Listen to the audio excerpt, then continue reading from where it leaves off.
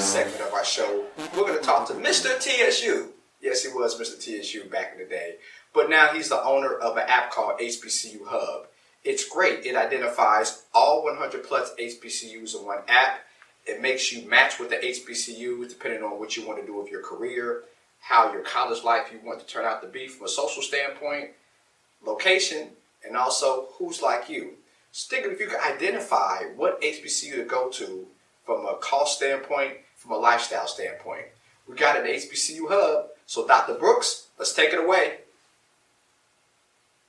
Today, we got a special guest, man, a person who's rocking and rolling, doing a lot of great stuff in our community from an HBCU standpoint. Homeboy DJ. So DJ, introduce yourself and tell me about your background. Yes, sir. My name is DJ, Dr. Darrius Brooks. My background is in higher education. My bad, doctor. My bad, doctor.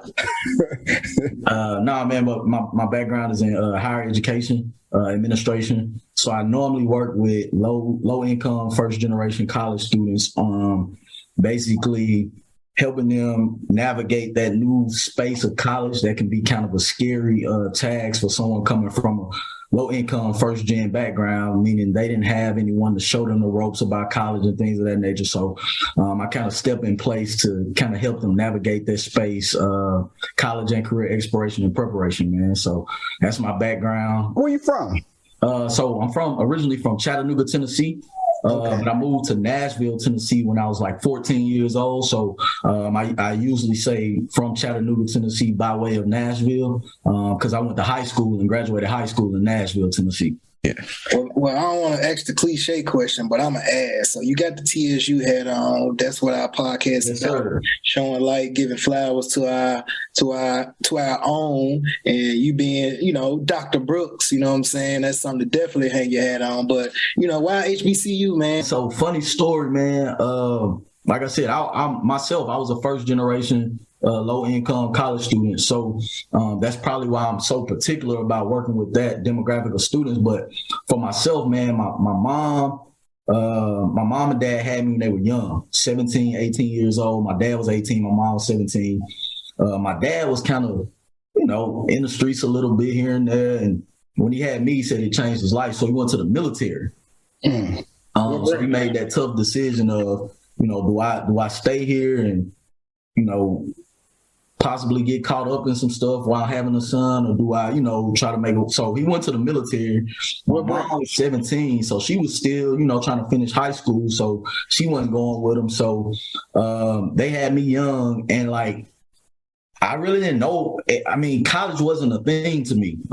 Honestly, man, graduating high school, college wasn't on my radar. I was going to either go to the military or hit the job force. But one of my high school counselors, Shamika Beadle, shout out to Miss Beadle and Miss Turner, great ladies. So they saw something in me, man. They was like, nah, man, you can go to college, you can, you can do this, you can do that.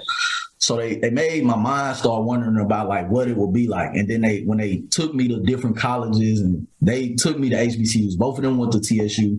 One of my other mentors, Dean Williams, he went to TSU. So TSU was like kind of that first step of introducing me to college. But I BS'd around a little bit my senior year. I was always smart, always got good grades, but my senior year I started to get into like, trying to be fresh and get the girls, and my grades started slipping. I really didn't take the ACT seriously. I took it the day after the prom, so I made like an 18. It was a lot going on, man. And, I actually started out at Nashville State, Nashville Tech, Nashville Community College first. Really? My first year, I went to Nashville State, and then I transferred to TSU. The reason I went to Nashville State first, trying to get my feet wet to see what's college for me, because I'm one of them people, I truly believe college isn't for everyone. Straight up. So I did that, and then I ended up at TSU. It just felt like home because all of my mentors, all the people that I looked up to went to TSU. Dean Williams was a noob. My Kappa League sponsor was a noob that went to TSU. So it just kind of felt like my band directors all went to TSU. They was all aristocrats. So TSU just felt like home. So after I did my semester at Nashville State, got my grades up, so I didn't have to take remedial courses or anything like that. I just transferred over to TSU, and it was just felt like home. Bro, so how was that process like? Because typically when people go to community colleges, like they don't finish, nevertheless go to a bigger university. Man, all my friends was going to college. I was like, you know what I mean? Like, see, so a lot of my friends either parents went to college or, you know, somebody was pushing them to go to college because we all were athletes. So a lot of my friends were getting scholarships to go to college and hoop and run track and things of that nature. So I was like, man, I can't just be sitting around, you know, doing nothing. And then like at community colleges, it's very non-traditional. So you talking about I'm 7 and I graduated when I was 17. So I graduated, I'm 17 going to community college with 28, 29. Yeah, it didn't feel right. Like it wasn't fun. It wasn't the college that they showed me on TV. You know what I mean? So I'm looking for that. So visiting TSU and then homecoming, I visited during homecoming. So it kind of like, it was kind of like addicted. Like, you know what I mean? It was kind of like addicted, man. You get around that culture, you know, you see us, you know what I mean? It's us. So it wasn't a hard transition for me because I knew where I wanted to be. I knew the type of guy I was and where I needed to be. So it wasn't a hard transition. You was Mr. TSU, weren't you? Yeah, man. Mr. Tennessee State University, 2006 through 2008. Man, so how was that process like? Yeah, man. So they start out with requirements. You have to have a certain GPA. You can't be a graduating senior. You have to get so many letters of recommendation, and then they do like a competition. And it's different now. When I ran for Mr. TSU, it was a panel of judges. These were faculty, staff, administrators. So you had to actually put on a performance in front of the student body, and then this panel of administrators gave you scores as you're going through. They tally up the scores, and whoever has the best scores win. Now it's a little different because the students actually vote. I think it should be both. I think the students should have a vote, and then administrators, because it kind of eliminates that popularity contest. Yeah, so yeah. You could buy some votes. Yeah. But yeah, it was a great experience, man. It kind of exposed me and put me in a network that I would have probably never gotten to had I not been Mr. TSU. Sitting at tables with, board members and the president, and having, open phone contact with the president. They invited me over for Sunday dinner. So it was a great experience for me. Man, that's something they can never take from you, bro. Like, you're going to always and forever in TSU accreditation history, you're going to always be in that box, bro, of the elites and the chosen few, bro. And we're going to talk about the other chosen few at some point too. But that's like, have you ever thought about that, bro? Like, you did it, and now, like, you didn't have so many other accomplishments, but over HBCU being the mister of that university, bro, like, man, have you ever thought about that? Like, have it sunk in yet? It's still kind of surreal, only because, and I say this in the most humble way, like, I still see people today and they still call me that. Like, wow. Like, it's crazy, bro, like, to know that you had that much of a positive impact on people, because people were like, man, we mess with you, man. I got to be myself. Like, I never changed up. I just was me. Like, I'm inner city hood to the core, but I never had to change, like, who I was, that inner city hood, I never had to change that to become Mr. TSU. But, like, was that something you inspired to do, bro? Like, or somebody, like, recommended, like, bro, run for Mr. TSU? Because, I mean, where I'm from, I think we have similar backgrounds for sure, being from Chad and Memphis. I mean, it's like, we'll see somebody do it, but it ain't like something we be like, I'm going to do that. Like, senior year of college, you like, I'm going to do that. Freshman year, like, I'm going to do that. Like, how was that? It's crazy, bro, because I've always been, I don't want to say the black sheep, but I've always been me. I've always been different. Like, I've just always been different. Now, I hooped in high school, ran track, I was a drum major. So I did all those things. One of my mentors when I was in middle school always drilled in us, as a young black man, how are you going to set yourself apart from what society sees you as, or tries to, force that narrative that you are? I was a transfer student. Remember, I told you I moved to Nashville when I was 14. So I was going into my sophomore year of high school. Like, that's one of the most critical times, because people are who they are. The friend group is who the friend group, the popular people are. And here I am coming to a whole new city, a whole new school. But the way I set myself apart was not many men are trying to be student leaders at this point in their life in high school, right? Mm-hmm. So what I did was I looked around, I saw we had the athletes here. I was cool with them because I was an athlete, but I was like, how am I going to set myself apart from just being another athlete, right? So when it came time, I ran for Mr. Sophomore one. I ran for Mr. Junior one. I was senior class vice president. I was most attractive. I had a lot of superlatives. So that whole student leadership thing was something that I felt myself that could set me apart. And it did, because me running for those positions, teachers started nominating me for things like Nashville Summer Business Camp, Youth About Business. So now here I am, this low income, first generation kid. I'm rubbing shoulders with the elites, the who's in Nashville, kids like the Howard Gentrys, I'm rubbing shoulders with their kids, you know what I mean? So it put me in an elite group. So when I got to TSU, it was kind of the same thing. Like, here you are in this new space, you know what I mean? I transferred in once again. People are already friend groups and who they were. So what's going to set me apart? So I immediately started looking at SGA. And then I thought about it, man, SGA get to travel to the classics.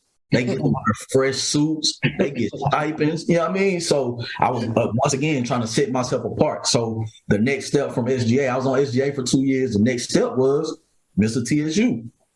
What do you think your favorite experience was when you was at TSU? I would say it's a combination, man. It's a combination of, pledging Kappa Alpha Psi, of course, Alpha Theta chapter, and then being Mr. Tennessee State University, because it was simultaneously, like literally the year after I pledged Kappa, I ran for Mr. TSU. Mm-hmm. So both of those things really, man, kind of helped mold me into the professional, the husband, the father, the mentor. It kind of molded me into who I am today. Hey, look, Mario, and he couldn't lose Mr. TSU either, because the tradition was like, the Noops gonna be Mr. TSU, so you gotta figure this out. You gotta be cold, you better win. So he already knew he had to win, but he already had a swag. So he like, hey, I'm killing all these dudes. So man, you know what's crazy though, bro? Because like, man, you all know, like, man, when you get to college, you kind of like reinvent yourself. Like, you can reinvent yourself if need be. I never had to do that, but I was so like chill and laid back.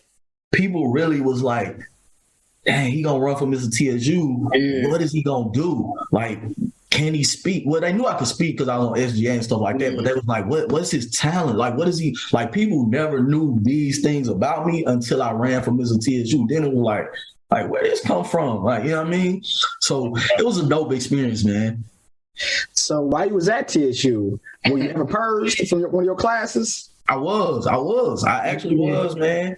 Believe it or not, I was purged probably the first year I got there, because I didn't know how all of that worked, because again, first generation, I literally had nobody help me do nothing, bro. Like, nothing. Yeah. Like, nothing. I filled out my FAFSA myself. I filled out my application myself. I moved myself in, like, bro, like, when I say, like, I didn't have the traditional college experience, bro. Like, I did everything myself. So in the midst of trying to learn all this and do everything myself, I got purged, bro. Like, I got purged. Like, how did that experience help you with your startup HBCU hub that you have now? Man, it really helped me. Like I said, all those experiences helped mold me into who I am and the way I think now. Man, making sure your I's are dotted and your T's are crossed. Making sure you use your voice and advocate for yourself. That's first and foremost. You have to advocate for yourself. So being in those situations taught me how to advocate for myself. Go in administration office and talk to people and not take no for an answer. If there was no student, there would be no TSU. So you can't tell me no. You can't do it, but someone can. So point me to the direction. So I learned all of these things, and it kind of transitions to business. You hear so many no's, bro. We're a startup company. We hear so many no's about no. But I know there's someone who who's going to say yes. So that pulling from that experience really helps me on the business side of things.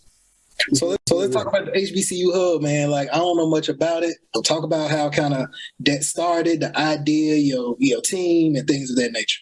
Okay.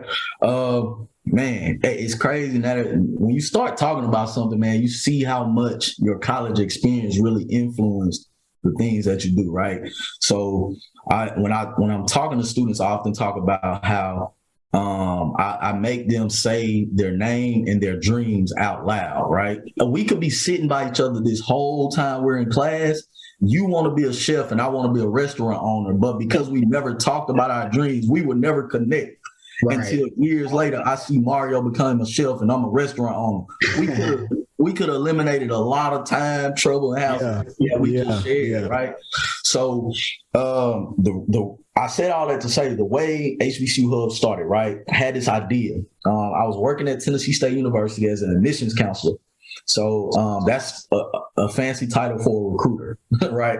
So I'm traveling all over the world, recruiting students to come to TSU. But I noticed on the East Coast and like New Hampshire, Maine, those type of places, and California, there's a whole coast of people who don't even know what HBCUs are. For real? And if they do, they only know the big three, what I like to call the big three: Spelman, Morehouse, Howard, right? Everybody know the big three because all the celebrities donate to the big three.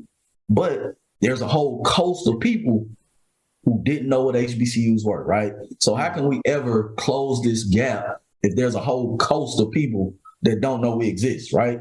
So I had the idea like, man, I need to start an app that connects people to HBCUs, right? And so as I'm Googling, trying to make sure that you got to do your due diligence, once again, something I learned at TSU, making sure that there was nothing out there like it, because there's trademarks, copyright, all the legal things that go into. So I didn't want to put a lot of money and effort into something if it's already done, right? So I started Googling, couldn't find anything. And then I found HBCU Hub, right? So I reached out to a guy. It was similar to what I wanted to do, but it wasn't exactly what I wanted to do. But I was always taught, why try to reinvent the wheel when you all can work together, right? He had an idea, I had an idea, together became HBCU Hub. So one of my partners, Jonathan Swindle, he's a Grambling graduate. He went to Grambling University. So his idea started as a pitch competition in Grambling's dorm room. They had a pitch competition. He thought of the idea for an app for HBCUs, and he's a developer by trade. He's a coder by trade. So he just started doing it. So when I saw his app, I reached out to him on LinkedIn, like, hey, bro, dope idea. I had an idea similar. Let's touch bases. He called me the very next week. We chopped it up, and I'm probably 7 or 8 years older than Jonathan. So he's really listening to me like, bro got a lot of experience. Plus he works in higher ed and admissions. Okay. So that's how we kind of came together, merged our ideas, and HBCU Hub was born. Wow. My baby sister graduated from Grambling, man. So shout out to Grambling. How long did it take to actually get the app up and running? So Jonathan has started developing the app in 2017. Okay. He and I met in 2018, and now 2022 we just released a new version of the app. So it's about a 4 to 5 year span of us, getting this thing tight right together to put out to the masses. But it's there now. How does it work?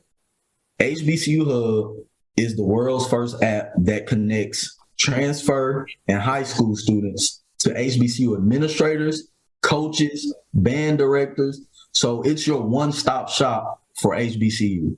So not only can you learn about HBCUs, you can apply to HBCUs, you can submit your transcripts, you can set up what we like to call video chat meetings with administrators, admissions counselors, like I said, coaches. So it's really connecting students to HBCUs. Let's not gloss over that. So when you say history, so a person in Minnesota, they can find out background history about Tennessee State, Fisk, FAMU, any HBCU they want to?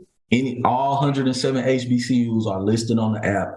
You can get on, you download the app, you create a profile, right? We have three points of communication. So phone number, email, and Instagram, well, social media. Trying to keep up with the times. You can't have a if you build it, they will come. You have to meet them where they are, right?